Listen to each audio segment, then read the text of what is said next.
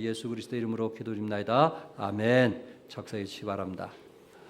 오늘 본문은 출애굽기 25장 10절에서 31장까지 보면 서로 이 성막을 만드는 내용이 거의 비슷함을 보게 됩니다. 그래서 25장 10절 이하에서 성막을 만드는 내용은 언약의 거처로서 만드는 것을 강조해 왔고요. 오늘 36장에서는 성막의 규격이 얼마며 재료를 무엇으로 써야 되는가 하는 것을 말하고 있습니다. 출애굽기 25장과 31장의 그 성막 만들기와 오늘 본문 36장의 성막 만들기의 서로 차이점이 뭐냐? 그 25장은 하나님의 성막은 하나님이 거하시는 곳이다. 그것을 강조했고 오늘 오후에 그것을 더 구체적으로 제가 말씀을 드리겠지만은 성막에 하나님께서 거하기 위해서 오셨다. 그래서 성막을 지으라고 말씀을 했던 것이고 오늘 우리가 같이 나누고 싶은 것은 이 성막을 만드는데 어떤 재료가 필요하고 물질이 어느 정도 필요함을 아주 구체적으로 자세히 말씀을 했습니다.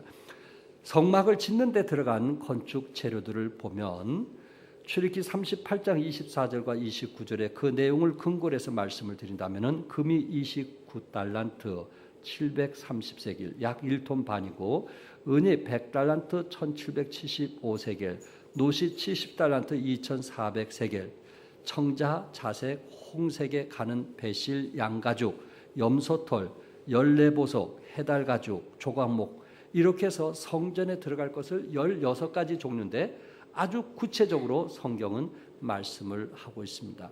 50년 전에 그 미국에서 이것이 어느 정도 돈이 들어가는가 하는 것을 계산해 보게 되었을 때 50년 전에 500만 불, 약 60억이 들었다고 했습니다. 이것을 지금 50년 후에 지금 환산을 해보니까 지금 학자들은 500억 원이 들어갔을 것이다 라고 보고 있어요. 500억 원. 그래서 이 광야에서 이렇게 엄청난 500억 원을 들으면서까지 이런 재료를 쓰면서 그 성막을 이제 짓게 했을 때 하나님께서 어떤 사람을 쓰시길 원하는가? 예배당 그 건축을 위해서 그 광야에 그 성막을 짓는 데 있어서 500억 이상 들어가는 이런 돈을 투자하면서 하나님께서 어떤 사람에게 그런 일을 맡기겠는가 하는 것을 우리가 좀 같이 나누기 원합니다. 1절에 보니까 부살렛과 올리압과 및 마음이 지혜로운 사람 곧 여호와께서 지혜와 총명을 부으사 성소에 쓸 모든 일을 할 줄 알게 하신 자들은 모두 여호와께서 명령하신 대로 할 것이니라. 이 말씀에 보니까 하나님께서 여기 부살렛과 올리압과 마음이 지혜로운 사람을 부르셨는데 저들에게 지혜와 총명을 부어줬다라고 말씀을 했습니다. 그러니까 이렇게 500억 이상을 들이면서 성막을 짓는데 그 성막을 짓는 그 일을 누가 할 수 있는가? 어떤 사람이 할 수 있는가? 결국 그것은 지혜와 총명을 가진 사람들이 그 일을 할 수 있다라는 말씀입니다. 하나님의 일을 하는 데 있어서 가장 중요한 것이 뭐냐면은 지혜라는 것입니다. 지혜. 그런데 지혜의 근본 되시는 분은 누구세요? 하나님이라고 성경은 말씀을 하고 있습니다. 자신의 지혜를 과신하거나 세상의 지혜에 의지하는 자는 결코 하나님의 일을 감당할 수 없음을 성경은 우리에게 말씀하고 있어요. 다시 말해서 성전 건축자로 부르심을 받기 위해서는 성막에서 하나님의 일꾼으로 쓰임을 받으려면은 지혜의 근본 되신 하나님께 지혜를 구하면서 살아가는 사람들이 역시 교회 일을 할 수 있더라는 것입니다. 야고보서 1장 5절에 너희 중에 누구든지 무엇이 부족하거든 지혜가 부족하거든 모든 사람에게 후히 주시고 꾸짖지 아니하시는 하나님께 구하라. 그래야면 주시리라. 결국 이 말씀을 통해서 지혜는 누가 주시는 거예요? 하나님께서 주시는 것입니다. 지혜라는 게 뭐예요? 지혜. 그것은 한마디로 하나님의 관점에서 삶을 보고 이해하는 것. 하나님의 관점에서 삶을 보고 이해하는 것. 그리고 그것에 기초하여 삶의 결정을 내리는 것. 그것을 가지고 우리는 지혜라 이렇게 말씀을 드립니다. 그래서 성경에서 지혜라는 단어가 나올 때는 이것은 시브리적인 의미를 가지고 있고 또한 종교적인 의미를 가지고 있을 때 지혜라는 말을 표현했고 하나님을 향한 경건을 포함한 지혜를 의미하고 있습니다. 일반적인 지식은 인간의 노력으로 얻을 수 있습니다. 공부를 많이 하고 또한 경험을 많이 한 사람들이 일반 지식을 얻을 수 있지만은 성경에서 말하는 지혜는 누구에게로부터 온다고요? 하나님께로부터 오는 것입니다. 우리의 노력으로 되는 것이 아니라는 것입니다. 공부를 많이 하고 경험을 많이 해서 얻어지는 것이 결코 지혜가 아니라는 것입니다. 이 지혜는 하나님으로부터 오는 것입니다. 우리의 노력으로 얻어지는 것, 그것은 지식인데 그 지식은 어떤 사물이나 사건에 대한 정보를 갖고 있는 것입니다. 예를 들어 세계 지도에서 한국이 어디 있으며 한국의 면적이 얼마이고 인구는 얼마인가 따위의 사실을 아는 것, 이것을 우리는 지식이라고 얘기합니다. 이런 지식을 갖고 있다고 해서 반드시 그 사람이 지혜롭다 이렇게 말할 수는 없다는 것입니다. 우리가 지혜로우면 우리 하나님의 말씀에 지식을 갖고 있다는 거예요. 왜냐하면 하나님 말씀에 대한 지식이 없이는 뭐해질 수가 없으니까 지혜로울 수가 없기 때문에 그렇습니다. 아, 정말 저 사람 지혜롭다. 그것은 세상 지식을 많이 알고 있다. 그렇게 말하는 것이 아니고 아, 저분은 하나님의 말씀을 많이 알고 있구나. 이런 사람, 하나님의 말씀을 많이 할 때 하나님의 관점에서 세상을 보고 인생관을 보고 행복관을 보고 우리의 운명론을 보기 때문에 하나님의 관점에서 볼 수 있는 사람, 그 사람을 우리는 지혜롭다 이렇게 말씀을 합니다. 그래서 여러분과 내가 지혜로우면 바로 그 사람은 이제 이해하는 지혜로운 사람에게는 바로 이해력을 갖게 되는데 오늘 성경에 보니까 지혜와 총명을 부사라고 말씀했는데 이 총명이라는 단어를 뭐라고 표현할 수 있냐면 쉬운 말로 이해라는 단어로 표현을 할 수 있습니다. 그러니까 우리가 어떤 사실에 대해서 그것을 알고 그것을 내 마음속에 이해하고 그것을 행동으로 옮겨지는 것, 그 사람을 우리는 지혜롭다 이렇게 말씀을 드립니다. 옛날 할머니들은 요리법을 배웠거나 요리 학원을 다니지 않았어도 맛있는 음식을 만들었습니다. 요리 학원을 다녔거나 대학에서 식품 영양과를 나왔다고 해서 모두 맛있는 요리를 하는 것은 결코 아닐 것입니다. 아무렇게나 대충 비비는 것 같아도 전주 할머니가 비벼주는 비빔밥은 지금도 맛있다고 우리는 이미 알고 있습니다. 신앙생활 하는 사람도 마찬가지입니다. 교회에 대해서 알고 있다고, 성경도 좀 안다고, 뭔가 다른 사람보다 좀 낫다고 그렇게 하면서 잘난 것 같은데 교회 생활 해보면 꼭 미련하게 어리석게 신앙생활하는 사람들을 보게 됩니다. 사람들과 부딪히고 힘들어하고 어려운 사람. 그것은 왜냐하면 지혜롭지가 못하기 때문에 그렇습니다. 근데 어떤 사람은 성경을 그렇게 많이 아는 사람도 아닌데 교회에 대해서 뭐 그렇게 잘 아는 사람도 아닌데 늘 저는 부족합니다.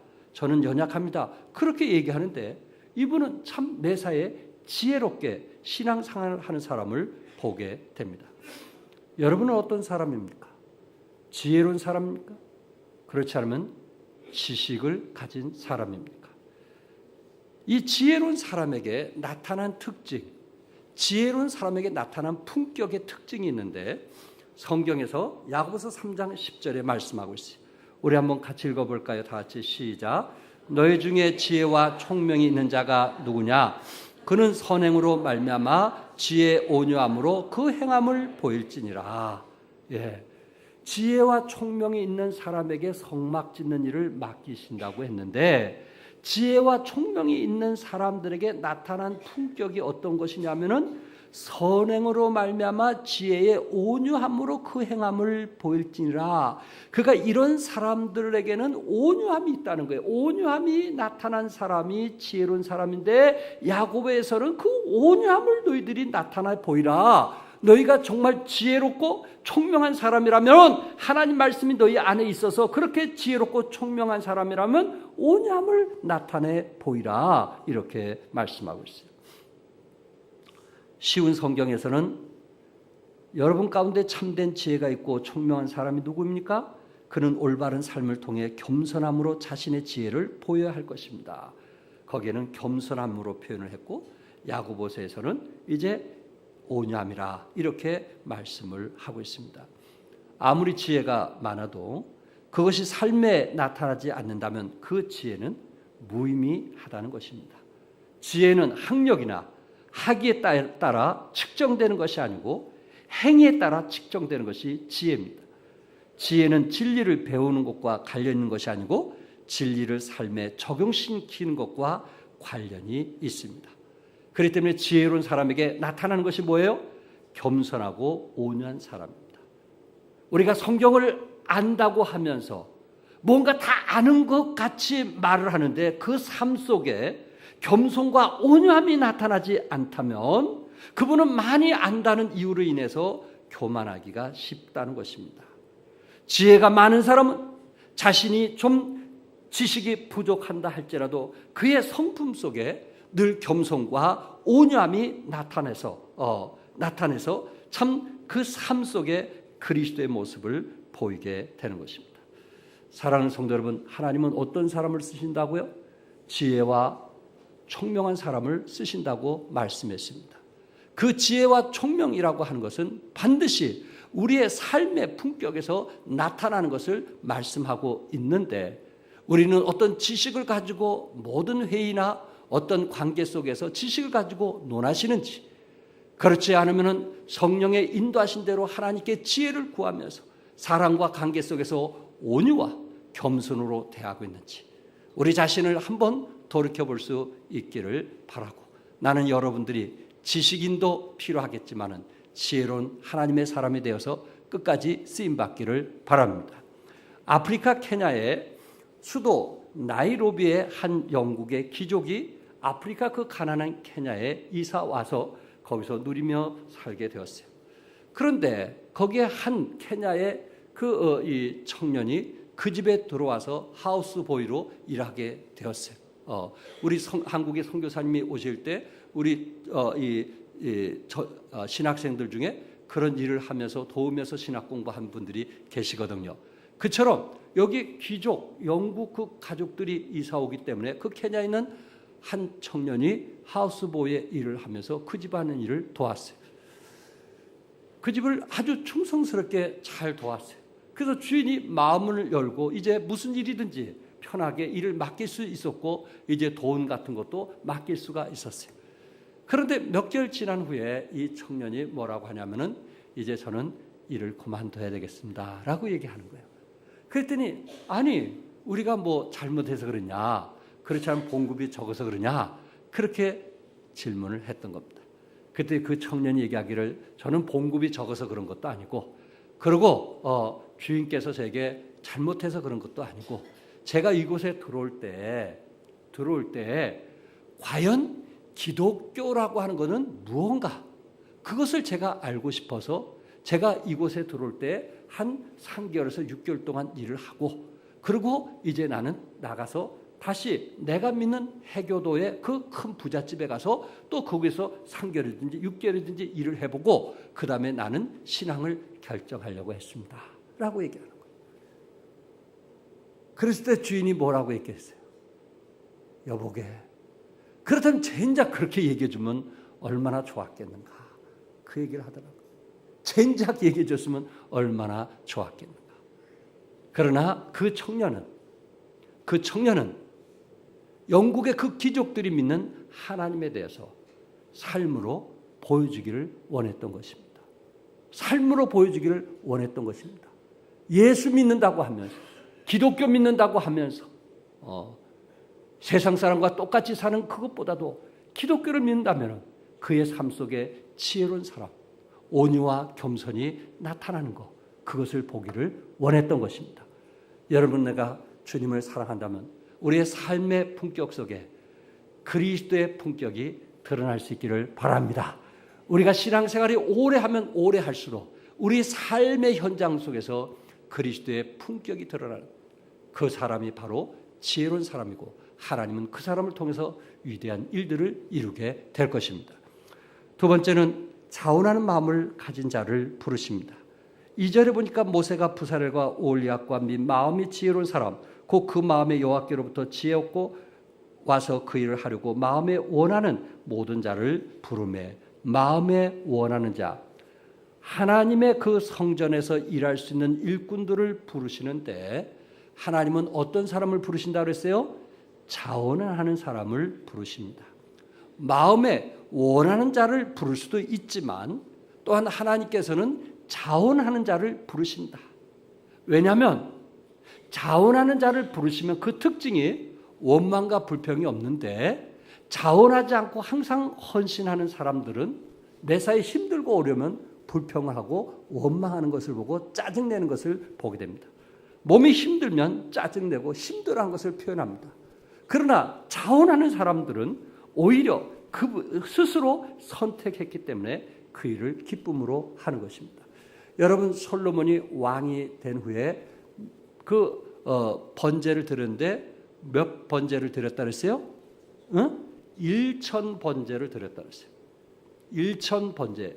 그러면 1,000일을 번제를 드렸다면 이거는 3년 정도 되는 3년 조금 모자르는 1,000번제를 드렸다는 거예요. 한 번 번제 드릴 때마다 소와 양과 염소들을 얼마나 많이 바치는지 아시겠죠? 그것을 1,000번제를 드렸다는 거예요. 그래서 요새 교회들마다 1,000번제를 드리는 분들이 있어요. 어떤 분은 그 예물을 돈으로 드리면서 새벽마다 10,000원씩 그래서 1,000번제를 드리는 그런 성도들을 저는 많이 보게 됩니다. 실제적으로. 그래서 솔로몬이 1,000번제를 드리게 됐을 때 하나님께서 그에게 지혜를 주었을 뿐만 아니라 하나님께서 그에게 물질의 풍성함을 주었다고 성경은 말씀하고 있어요. 그러니까 솔로몬은 하나님께 뭘 구하기 위해서 지혜를 구하기 위해서 하나님께 1,000번제를 드렸다는 말씀입니다. 결국 그것은 자원함으로 할 수 있는 것이지 3년 가까이 1,000번제를 드릴 수 있는 것은 자원함이 있어야 예물을 드리는 것이지 억지로 할 수 있는 것은 아니라는 것입니다. 여러분과 내가 10년, 20년 함께 동력자로서 사역을 했던 그것은 억지로 해서 되는 일이 아니고 우리 마음에 자원함이 있었기 때문에 저는 했다고 믿습니다. 우리 성경에 보니까 이사야 그 시대에 나라가 혼탄하고 어려웠어요. 너무 힘들었어요. 부패하고 정치가 무질서하고 이럴 때 이사야가 하나님 성전에서 기도합니다. 그럴 때 하나님께서 나타나셔서 음성을 들리시기를 이때에 내가 누구를 보낼까? 내가 누구를 보내야 될까? 라는 음성을 이사야는 듣고 주여 내가 가겠나이다. 내가 여기 있사오니 나를 사용하여 주옵소서. 이사야는 그 시대의 어려움과 문제를 알고 자신이 자원해서 헌신했어요. 여러분 교회 안에 어려움과 문제를 알고 자원해서 헌신한 사람 있죠? 찬양대 어려움을 알고도 끝까지 버티는 사람이 있는 한편에 어떤 사람은 자원해서 헌신한 사람도 있어요. 우리 각 부서의 어려운 형편을 알면서도 어떤 사람은 자원해서 한 사람이 있고 어떤 사람은 버티는 사람이 있을 겁니다. 하나님은 어떤 사람을 원한다고요? 자원하는 사람을 원해요. 그러나 예수님께서 철야 기도를 하시고 12제자를 선택하셨을 때 그것은 명예였어요. 너는 나를 따르라고 했을 때 저들은 선택의 여지 없이 자원의 여지 없이 주님을 따른 제자들을 우리는 보게 됩니다. 베드로는 주님을 따랐어요. 3년 반 동안 주님을 따랐어요. 그러나 주님께서 십자가에 달려 돌아가실 때 예수님을 3번 부인했던 주님을 등졌던 베드로의 모습, 부활하신 예수님을 만나게 됐을 때 다시 회복해서 큰 사역을 이루었던 베드로의 모습.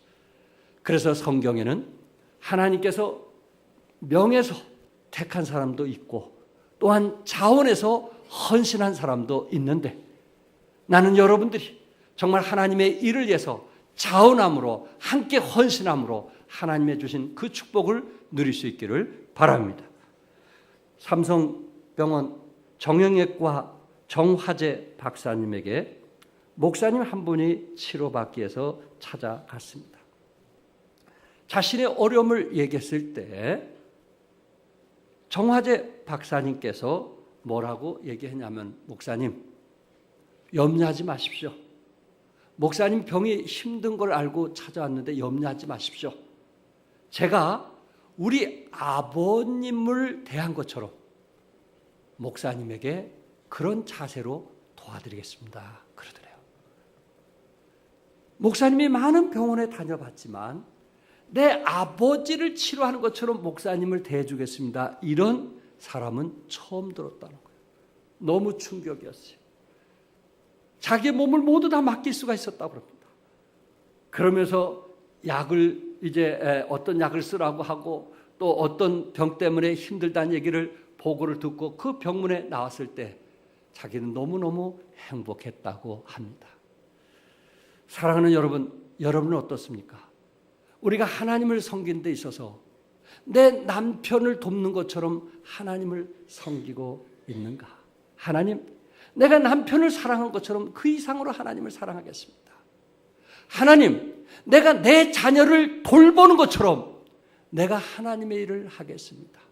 하나님, 내가 내 자녀의 필요에 의해서 필요할 때 항상 어디든지 그 자녀와 함께하는 것처럼 주님이 나를 필요하다면, 주님이 나를 원한다면 내가 그곳에 함께 하겠습니다 라는 고백을 해봤느냐, 그런 자원하는 마음이 있느냐 하는 거예요. 내가 하나님을 사랑하고 하나님을 섬기고 몸된 교회를 위해서 함께 한다고 하면서 내 자식의 필요만큼도 못하는 그런 사람이라면 우리가 주님을 사랑한다고 하면서 좀 부끄럽지 않나요? 내 아버지를 대하는 것처럼 내가 목사님을 돕겠습니다. 치료하겠습니다. 그런 자원하는 마음. 내가 내 자녀를 위해서도 이렇게 투자하는데 내가 주님을 위해서도 기쁨으로 투자하면서 섬기겠습니다. 자원하는 마음. 하나님께서 축복하시라고 믿습니다. 끝으로 준비된 예물을 드리는 사람들입니다. 3절에 보니까 그들이 이스라엘 자손의 성소의 모든 것을 만들기 위하여 가져온 예물을 모세에게 받으니라. 그러나 백성이 아침마다 자원하는 예물을 연하여 가져왔으므로 백성들은 성소의 건축을 위하여 준비된 예물들을 가지고 왔습니다. 여기 자원하다는 그 히브리어 말에는 기꺼이 하게 하다는 의미를 가지고 있습니다. 이 말은 강요당하거나 얼매이지 않고 마음속 깊이 저절로 솟아오르는 소원을 기꺼이 행하는 것을 말하고 있습니다. 백성들은 건축을 위해 성전의 필요를 위하여 자원하는 마음으로 아침에 줄을 이어서 드렸다고 말을 했는데 그 준비된 예물에 대해서 성경은 출애굽기 25장 3절에서 7절에 말씀했어요. 너희가 그들에게 받을 예물은 이러하니 금과 은과 녹과 청색, 자색, 홍색 실과 가는 배실과 염소털과 붉은 물들인 수양의 가죽과 해달의 가죽과 조각목과 등류와 간류에 드는 향료와 분향할 향을 만들고 향품과 호미노며 애복과 흉패에 물릴 보석이니라.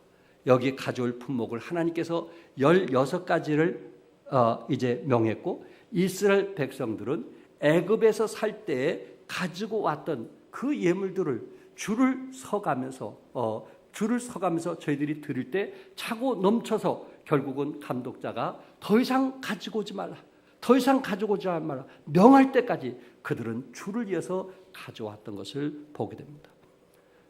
하나님이 이미 백성들에게 필요한 예물을 명했고 저들은 기쁨으로 자원한 마음으로 또한 준비된 마음으로 하나님께 예물을 드렸습니다.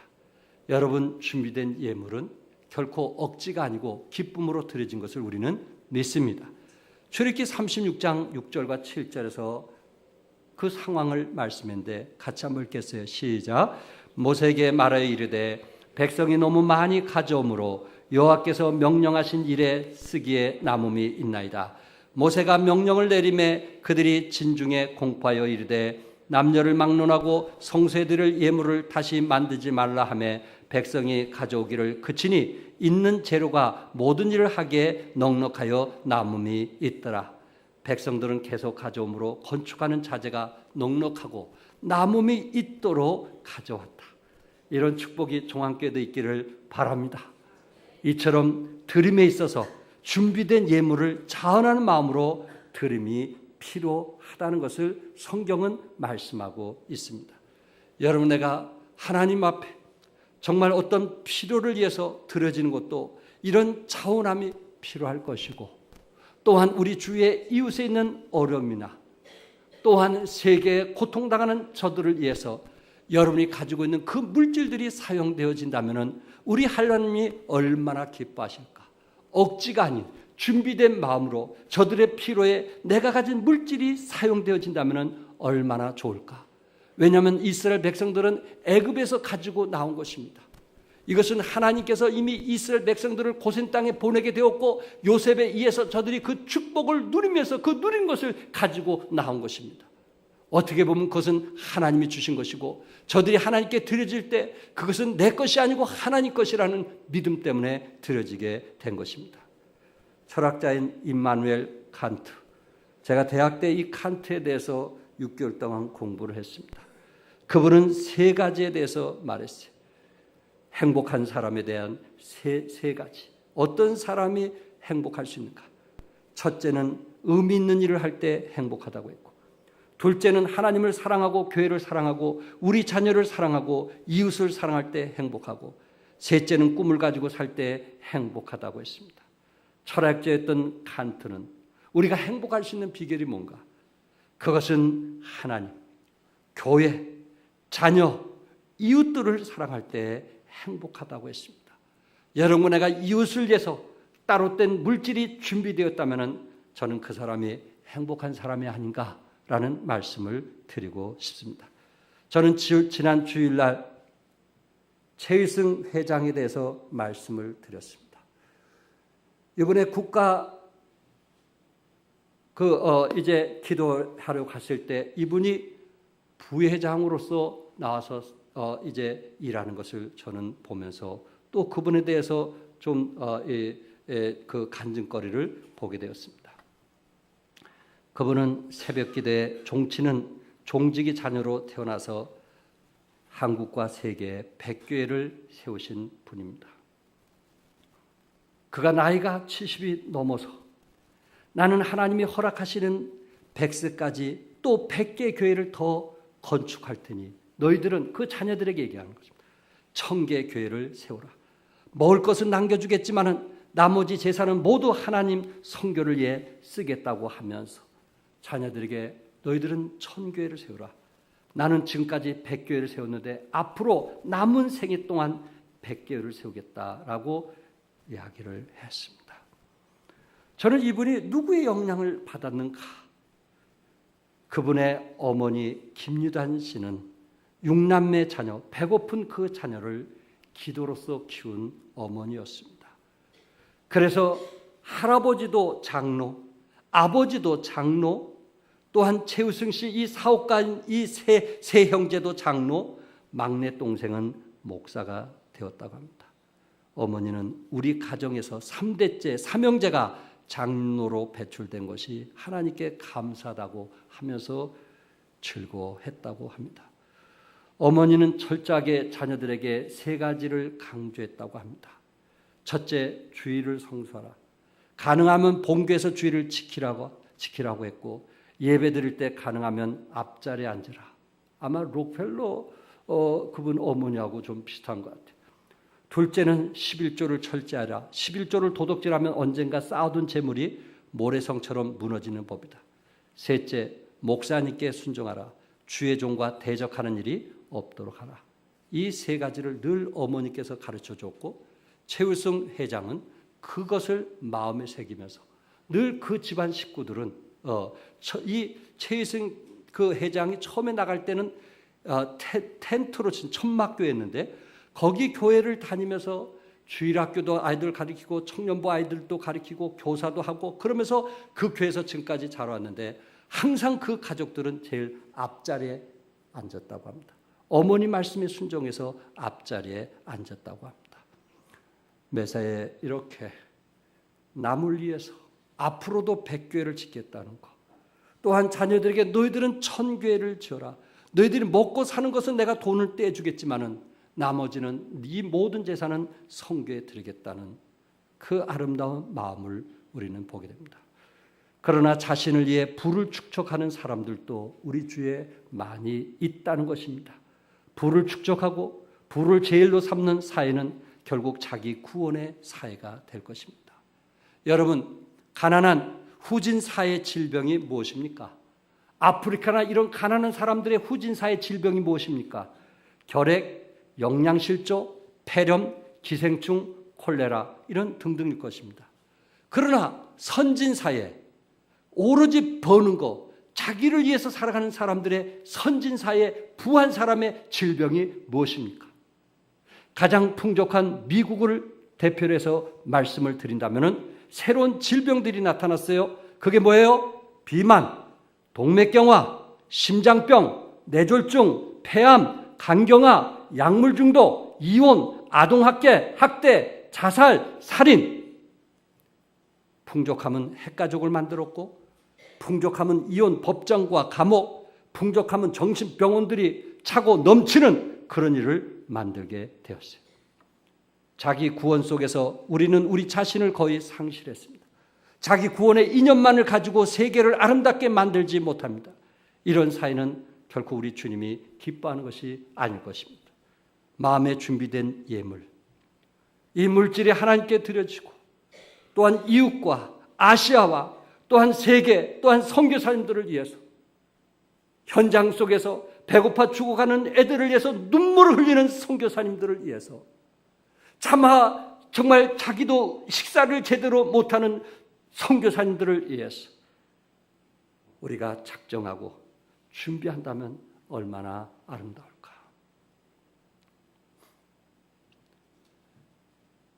최희승 장로는 12제자처럼 12회사를 차려 세계 복음화를 위해 헌신을 했다고 합니다. 저는 이분이 이렇게 지난 주일날은 승리한, 성공한 것만 제가 얘기했어요. 과연 예수 믿는 사람은 어려움이 없겠는가? 이분에게 3번이나 어려움이 있었다고 합니다. 그것은 부평에다가 이제 이 자동차 부속을 새로운 기계를 이제 설비를 갖춰가지고 새롭게 야심차게 일을 하려고 했을 때 1986년 100년 만에 폭우가 쏟아졌다고 그래요. 그래가지고 그 장비를 하나도 쓸 수가 없었다고 그래요. 그때 이분은 하나님께 눈물을 흘리면서 기도했다고 합니다. 노아 홍수라는 것이 이런 거구나 하는 맛을 보았다고 합니다. 또한 1991년 회사는 이제 수재 아픔을 듣고 천안에 부지를 마련하고 그리고 뭔가 새롭게 하자고 했는데 그곳에 시설을 완공했을 때 얼마 뒤에 불이 나가지고 불자동차 25개가 올 정도로 불바다가 이런 곳이구나 하는 것을 체험했다고 합니다. 그 후에 8,000평의 이제 땅을 사서 그곳에 다시 회사를 짓고 또 하다가 2001년 대우그룹의 부도로 거기에 연결된 회사들인데 사업에 치명적인 어려움을 당했다고 합니다.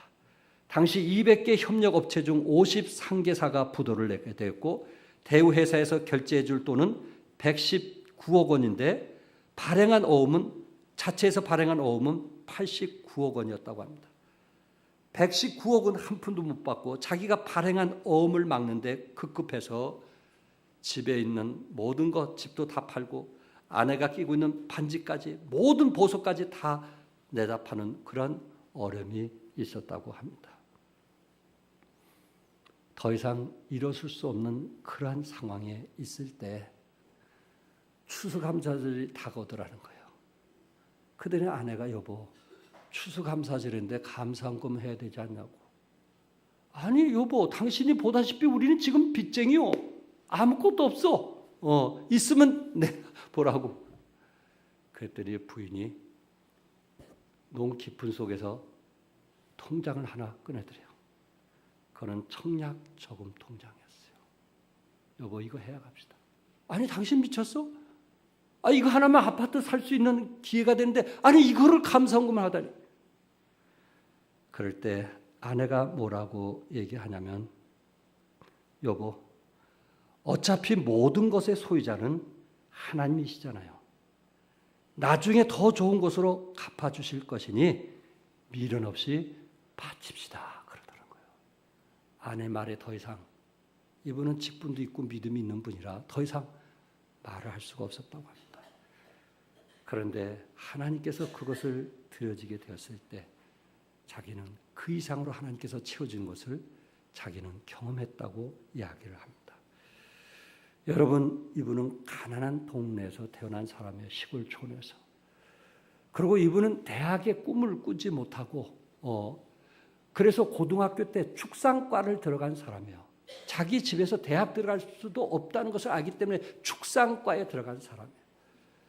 그런데 단지 이분의 고백은 그 가난한 속에 자기 친구들이나 주위 사람들에게는 꿈의 얘기를 듣지 못했는데 자기가 꿈에 대한 얘기는 교회 가서 듣게 됐다는 거예요. 그래서 그 축산과에 다니면서 고등학교 때 하나님이 나를 사장으로 만들어주시고 축복해 주신다면 100개의 교회를 짓겠습니다 하고 하나님께 헌신했다는 거예요. 고등학교 때 돈이 있어서가 아니고 고등학교 때 자기의 꿈, 그 꿈을 자기는 이뤘다는 거예요. 삶 속에 어려움도 있었고 힘든 부분도 있었고 부도난 일도 있었고 그러나 하나님 의지하면서 지금까지 하나님께서 나를 축복했다는 살아있는 고백입니다. 성도 여러분, 우리도 이런 사람이 돼보고 싶지 않습니까? 그분은 학생 때부터 교회 다녔어요.